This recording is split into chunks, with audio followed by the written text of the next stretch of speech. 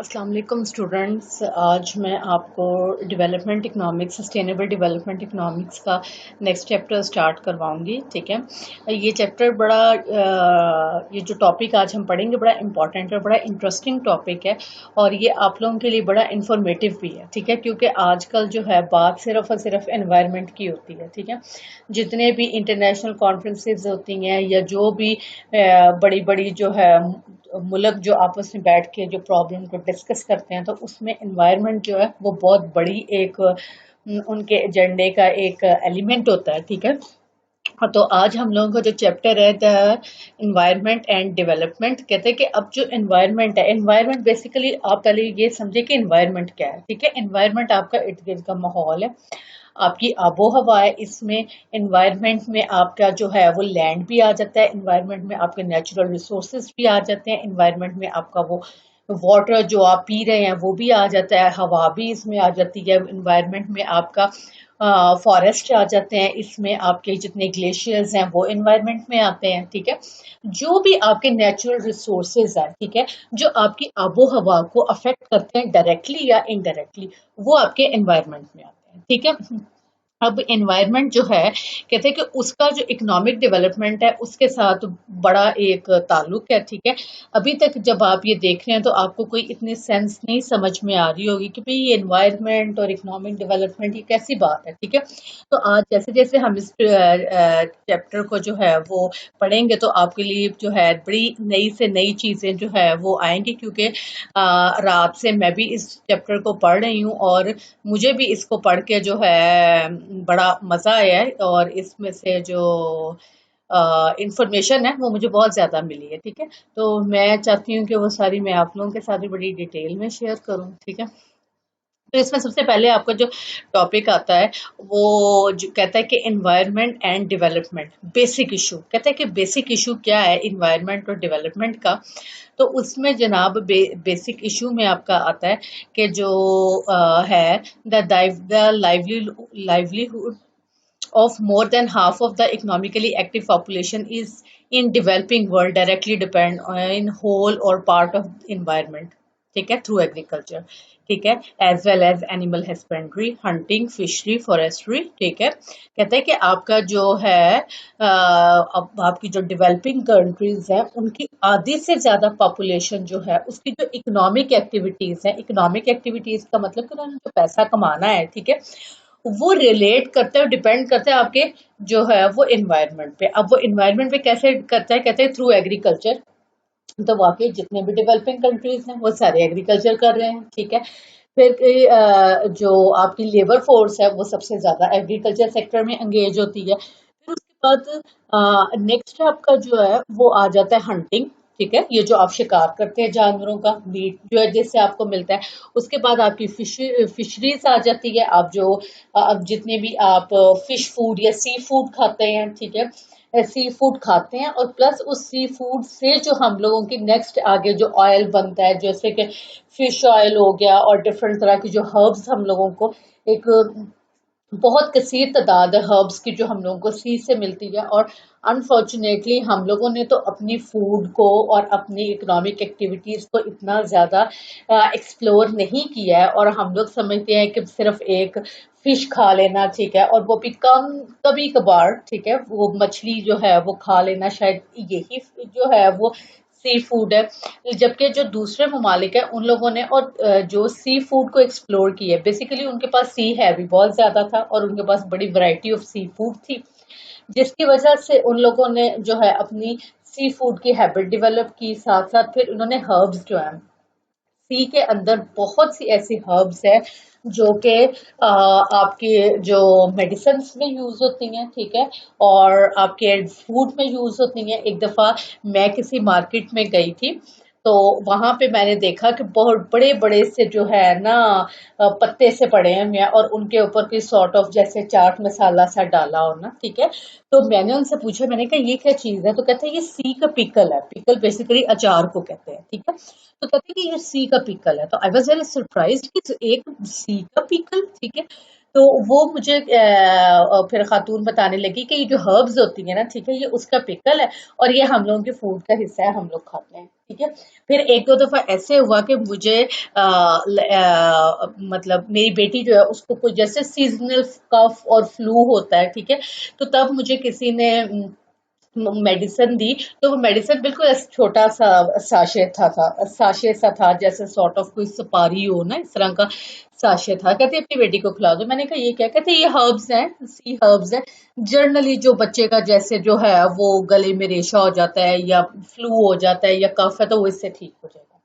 I was very surprise कि हम लोगों ने तो कुछ भी कोई मसला हो तो हम लोग फौरी तौर पे एंटीबायोटिक्स और फिर हाई से हाई पोटेंसी की एंटीबायोटिक्स बड़े प्राउडली लेते हैं, ठीक है।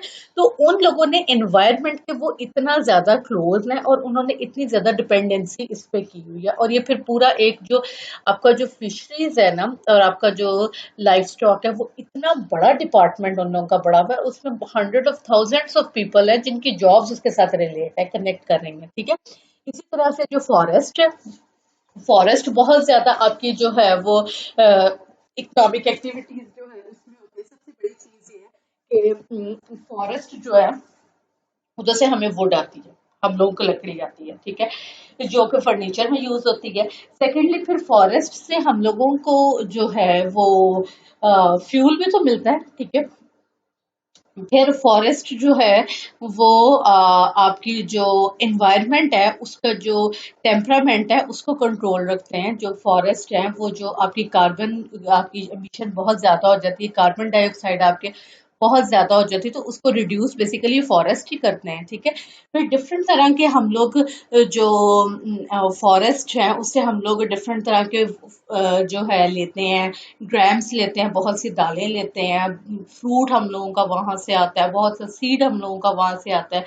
फिर प्लस ये है कि वहां पर जितने ज्यादा फॉरेस्ट हैं तो वहां पे बर्ड्स और एनिमल्स जो है उनकी तादाद भी ज्यादा है, ठीक है। तो कहते हैं कि फिर जो आपकी एनवायरनमेंट है वो फिर आपकी जो डेवलपिंग कंट्रीज है उसकी जो 50% पॉपुलेशन है वो कितनी ज्यादा एनवायरनमेंट के साथ कनेक्ट कर रही है, ठीक है।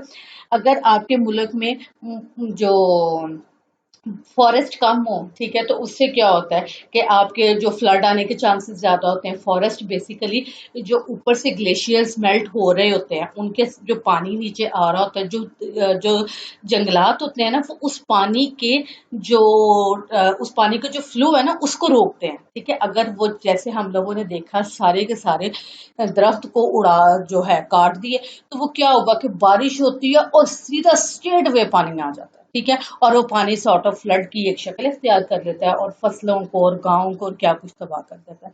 तो उसमें जो है जब अगर उसकी जगह रास्ते में फॉरेस्ट होंगे तो वो पानी के जो टेम्परामेंट है उसको कंट्रोल करेंगे, उसके फ्लो को कंट्रोल करेंगे। प्लस ये है कि जाहिर है उनको भी तो पानी की जरूरत है, वो पानी को एब्जॉर्ब करेंगे अपनी फूड के लिए, ठीक है। तो वो एक पूरा एक बड़ा हेल्दी साइकिल चल जाता है। तो फिर वो कहते हैं कि जो आपके जो डेवलपिंग कंट्रीज है उनका एनवायरनमेंट से बड़ी क्लोज कनेक्टिविटी है, ठीक है। तो आपको ये बात समझ आ गई कि जो एनवायरनमेंट है वो किस तरह से आपकी इकोनॉमिक जो कंडीशन है उसको अफेक्ट कर रहा है। अभी आप देखें कि आजकल में जो बारिशें हो रही हैं वो बड़ी आपकी आउट ऑफ एस्टिमेशन जो हुई है, जो कल परसों की जो बारिश हुई है बड़ी आउट ऑफ एस्टिमेशन थी।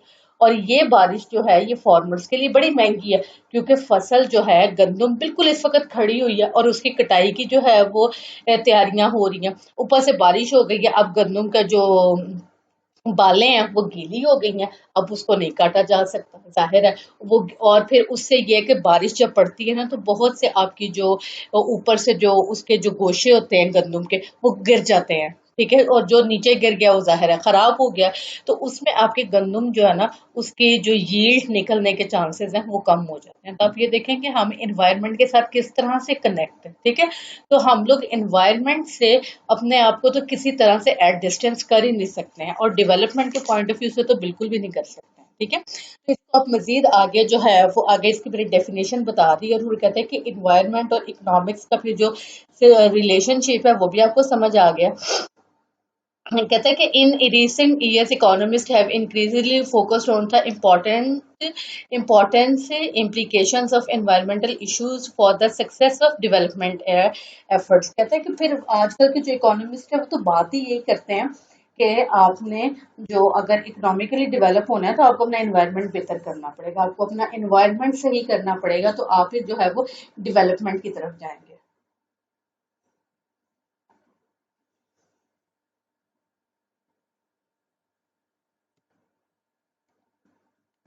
अच्छा जी, ये क्या हो गया है? अच्छा जी, उसके बाद वो कहता है कि ये क्या हो गया पेज को।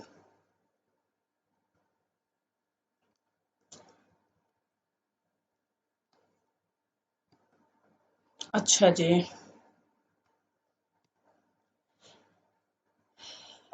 ये फिर सारा जो है उसने इसको एनवायरनमेंट को एक्सप्लेन किया है, ठीक है। फिर उसमें कहता है कि जो आपकी जो जीएनपी है, ग्रॉस नेशनल इनकम है, ठीक है, वो आप कहते हैं कि आपकी जो है जितनी ज़्यादा आपकी प्रोडक्शन बेहतर होगी, आपकी जो है वो जीएनपी ज़्यादा होगी, ठीक है। तो वो कहते हैं कि इस चीज़ को भी थोड़ा सा जो है ना वो कोरिलेट किया है कि जिन ममालिक की आमदनियाँ ज़्यादा हैं, पर कैपिटा इनकम ज़्यादा है, उधर एनवायरनमेंट के भी इश्यूज इतने ज़्यादा नहीं हैं।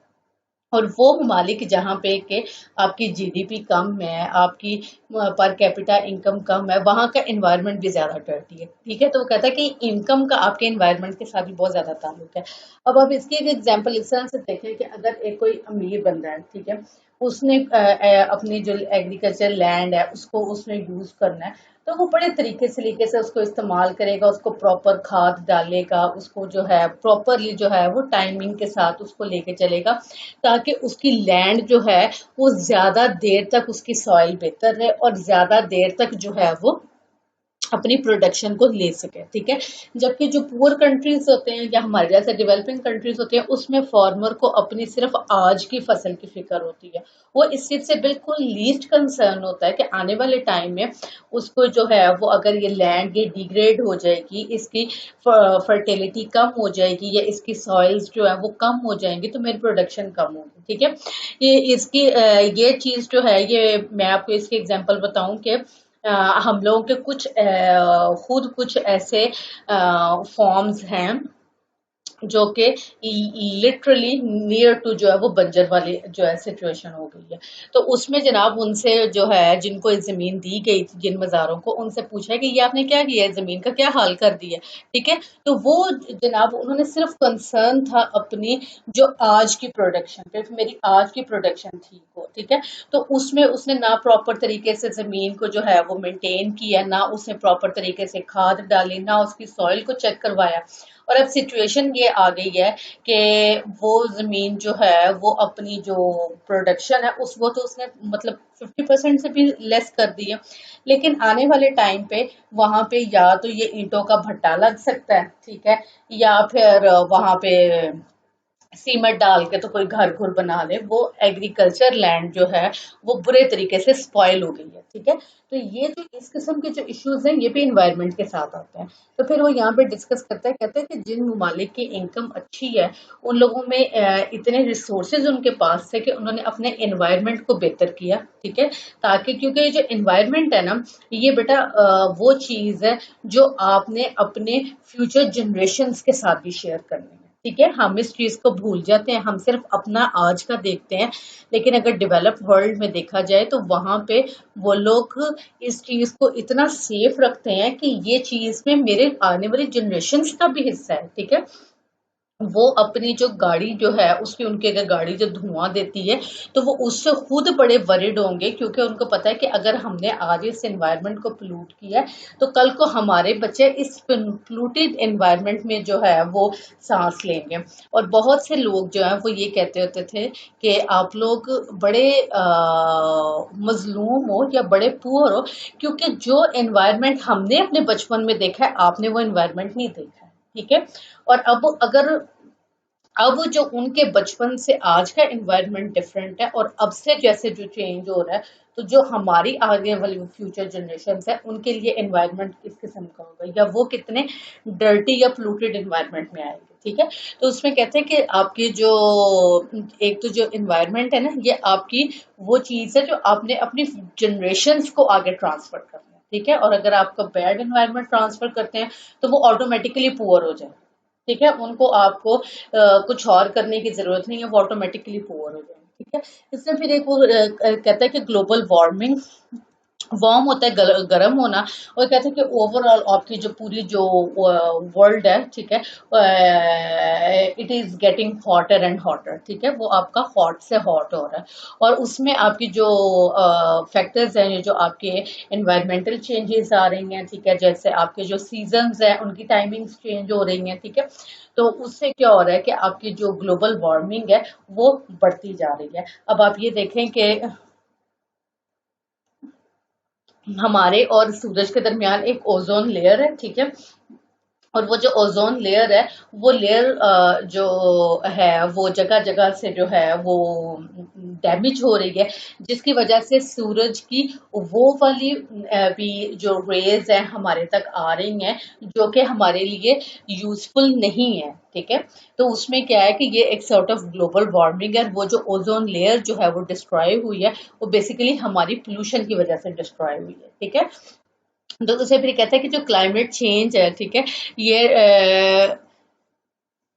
क्लाइमेट चेंज जाहिर है वो आपके आ रहा है, जैसे आप देख रहे हैं कि आपके जो वेदर है उसमें जो सारी जो है हो रही है, जो आपने पिछले साल समर्स गुजारा, मेरा ख्याल के हमारी जो लाइफ का जो एक हॉटेस्ट समर्स था जो हमने लास्ट सीजन में गुजारा, और इस सीजन में भी वी आर एक्सपेक्टिंग कि कुछ मतलब पहले से ज्यादा ही होने वाला है, ठीक है। तो ये सारी जो है वो आपके जो इफेक्ट्स ऑफ ग्लोबल वार्मिंग है, ठीक है। इसमें वो कहता है कि the growing consumption need of the people developing countries may have global implication as well. There is increasing concern that the destruction of the world's remaining forest, which is concentrated in the numbers of highly indebted developing countries in Africa as well as in countries of Indonesia, Brazil, Peru, Philippines will greatly contribute to the climate change caused by global warming through a greenhouse effect. ठीक है, अब वो क्या कहते हैं कि ये सारे मुल्क जो हैं यहाँ पे जाहिर है आपका बहुत ज्यादा है, आपके फॉरेस्ट बहुत ज्यादा है, और ये फॉरेस्ट जो हैं इनके फॉरेस्ट कम हो रहे हैं, तो उसका इफेक्ट पूरी दुनिया में आ रहा है, और जो ग्रीन हाउस गैसेस हैं वो इंक्रीज हो रही हैं। अब यहाँ पे आप बार बार एक लफ्ज पढ़ेंगे ग्रीन हाउस गैसेस का। ग्रीन हाउस गैसेस जो है वो बेसिकली एक ग्रुप ऑफ गैसेस हैं, ठीक है, जिसमें कार्बन डाइऑक्साइड है, इसमें कार्बन मोनोऑक्साइड है, ठीक है, और इसमें और जो है अमोनिया किस्म की जो है वो गैसेस हैं, ठीक है। जैसे आपका एनवायरनमेंट चेंज होता है, ठीक है, तो ये जो गैसेस हैं इनका जो है इंक्रीज हो जाता है, इनका लेवल जो है वो आपका इंक्रीज हो जाता है, जिसकी वजह से आपकी जो एनवायरनमेंट है वो पोल्यूटेड हो जाता है। अब आप ये देखें कि जो प्लांट्स हैं वो कार्बन डाइऑक्साइड इनहेल करते हैं, ठीक है, और ऑक्सीजन जो है वो प्रोड्यूस करते हैं, ठीक है। अब क्या हुआ है, जो ग्रीन हाउसेस गैसेस जो है, इसका मतलब ये है कि जो आपका जो ग्रीन हाउस जो आपने कभी देखा हो, तो उसमें क्या होता है कि आर्टिफिशियली जो है ना उसको ना बड़ा वार्म बनाया जाता है, ठीक है, या उसको वो वाला एनवायरनमेंट दिया जाता है जो कि प्लांट्स को चाहिए होता है, और फिर वहां पे जो है ना आपकी जो कार्बन की जो है वो मिकदार ज्यादा होती है, ठीक है, उससे हम लोगों ने फिर एक एक्सट्रैक्ट किया कि ग्रीन हाउसेस गैस, और ग्रीन हाउस गैसेस बेसिकली वो ग्रुप ऑफ गैसेस है जो कि जिसमें carbon dioxide, carbon monoxide, ammonia और भी ऐसे जो है डेंजरस गैसेस हैं, ठीक है, मीथेन, इथेन, जो आपकी जो आपने कभी जो है मैट्रिक में पढ़ी हो, तो ये सारी जो गैसेस हैं हम लोगों के लिए यूजफुल नहीं है। जैसे जैसे पोल्यूशन ज्यादा होती है तो बेसिकली इन गैसेस का जो आपका जो लेवल है वो इंक्रीज होता जाता है, ठीक है। अच्छा, इसका इंट्रोडक्शन है, ये सब कुछ जो है वो आप लोग पढ़ेंगे, उसके बाद है sustainable development and environment accounting. कहते हैं कि अभी सस्टेनेबल डेवलपमेंट है ना, ठीक है, उसके लिए आपका एनवायरमेंट का बड़ा जो है वो रोल है, ठीक है। तो कहते हैं द टर्म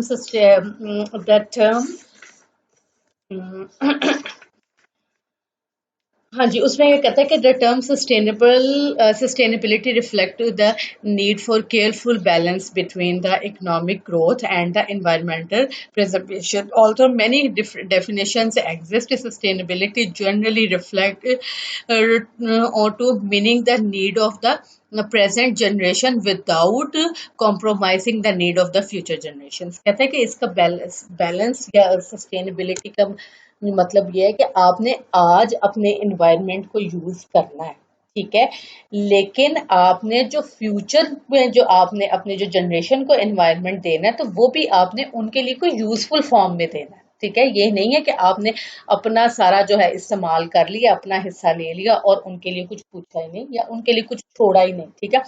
इसके सबसे बड़ी एग्जाम्पल ये है कि हम लोगों का जो वाटर टेबल है, ग्राउंड वाटर जो है वो with the passage of time जो है वो लो होता जा रहा है। अब जब मुझे अपने बचपन में याद है कि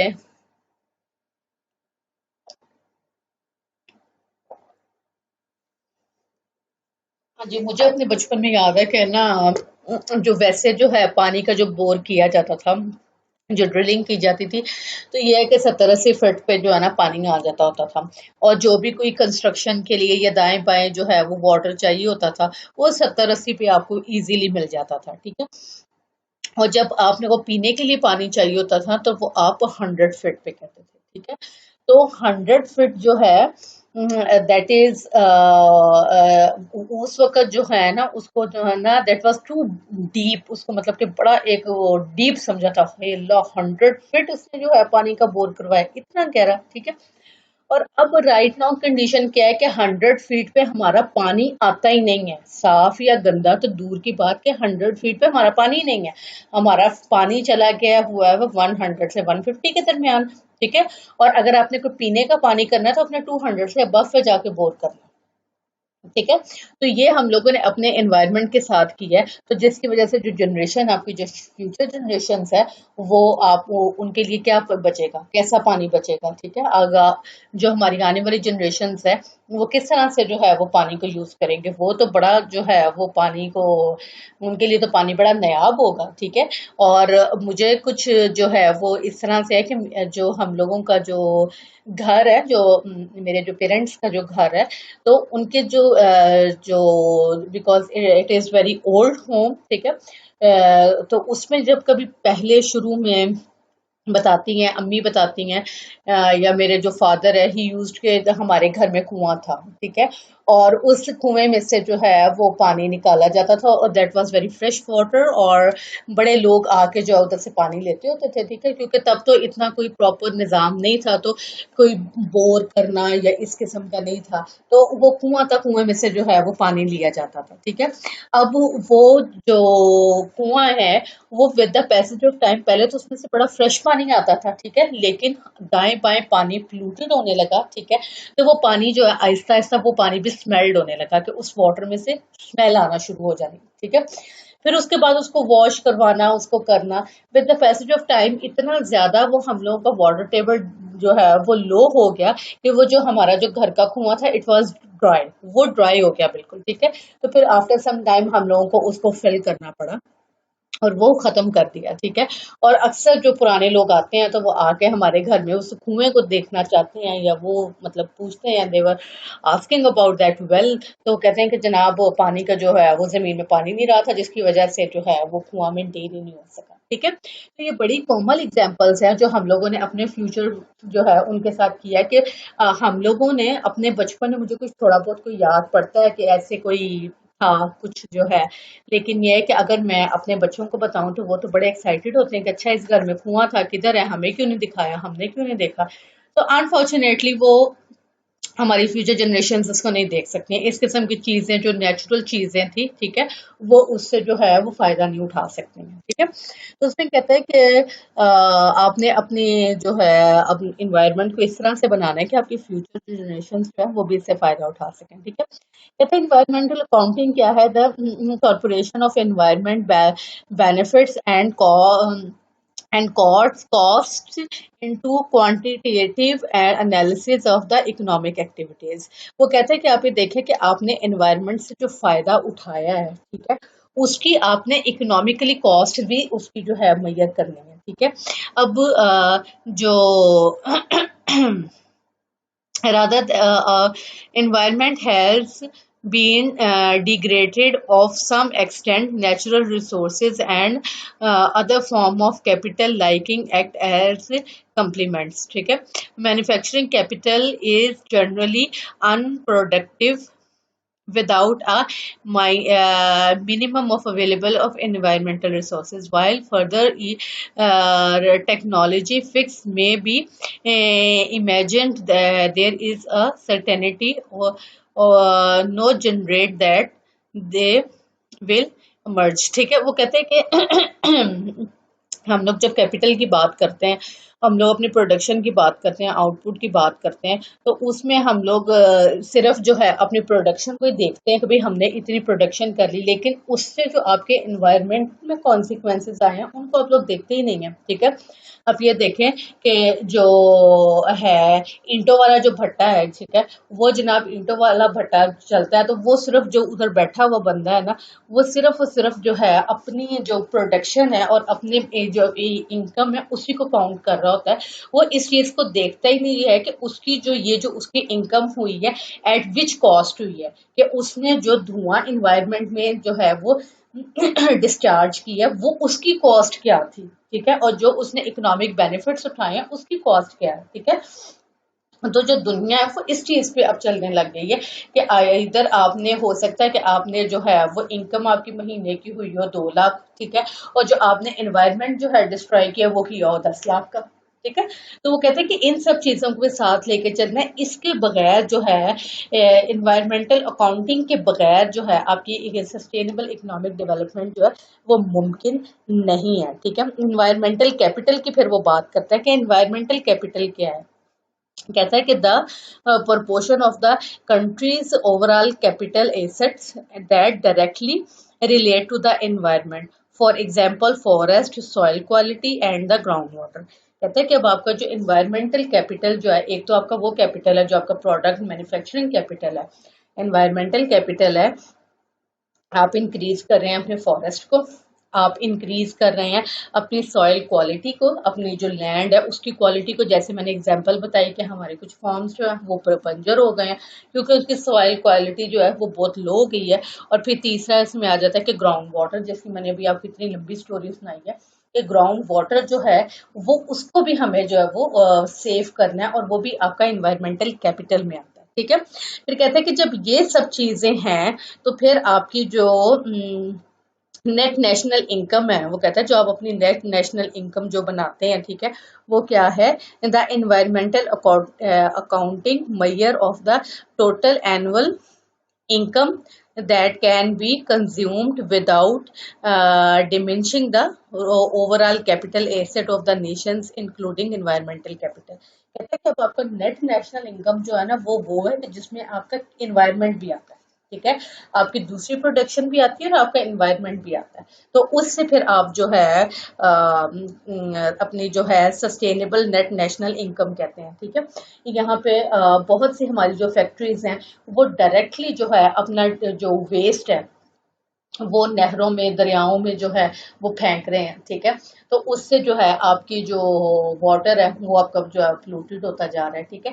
तो वो कहते हैं कि आपने इस चीज को जो है वो कैलकुलेट करना है और उन लोगों को इस चीज से प्लेंटी करना है, क्योंकि जाहिर है हमारे पास और कोई सोर्स नहीं है, उनकी जो फैक्ट्रीज जो है जाहिर है हम फैक्ट्रीज को तो बंद नहीं कर सकते हैं।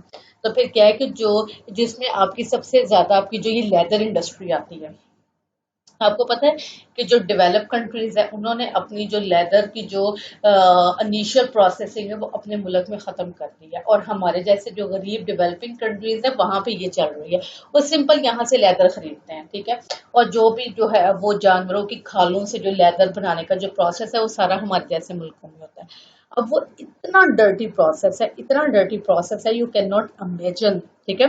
और ये हमारे जो कसूर के पास जो है वहाँ पे ये लेदर की जो है वो इंडस्ट्री है, वहाँ पे बहुत सी फैक्ट्रीज लेदर की हैं, तो वो जो केमिकल्स यूज करते हैं उसके स्किन के ऊपर से बालों को उतारने का और उसको डिफरेंट पानी से जो केमिकल से वॉश करते हैं ताकि स्किन जो है वो अपनी एक प्रॉपर फॉर्म में आए, और बड़ा उसका एक लंबा चौड़ा सा प्रोसेस है, बड़ा डर्टी प्रोसेस है।